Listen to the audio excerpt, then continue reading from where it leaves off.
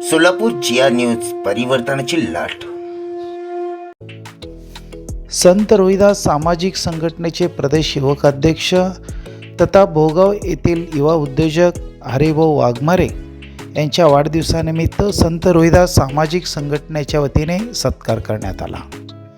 त्यांच्या वाढदिवसानिमित्त आयोजित केलेल्या या सत्कार सोहळ्यात संत रोहिदास सामाजिक संघटनेचे संस्थापक अध्यक्ष विठ्ठल होनमारे यांच्या प्रमुख उपस्थितीमध्ये हा वाढदिवसाचा सोहळा पार पडला। यावेळी जिल्हाध्यक्ष श्रीकांत कांबळे यांच्या हस्ते फेटा बांधून त्यांना पुष्पहार घालून पेढे भरून त्यांचा यथोचित वाढदिवसाचा गौरव करण्यात आला।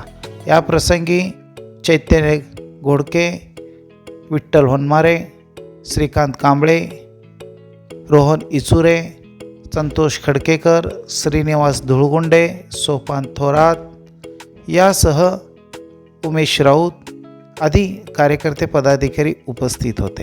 त्यातर्फे माझा यथोचित सत्कार सन्मान माझ्या वाढदिवसानिमित्त या ठिकाणी संघटनेचे संस्थापक विठ्ठलजी होनमारे साहेब, त्याचप्रमाणे संघटनेचे पदाधिकारी यांच्या शुभहस्ते माझा वाढदिवसानिमित्त असा छान सत्कार झाला आहे।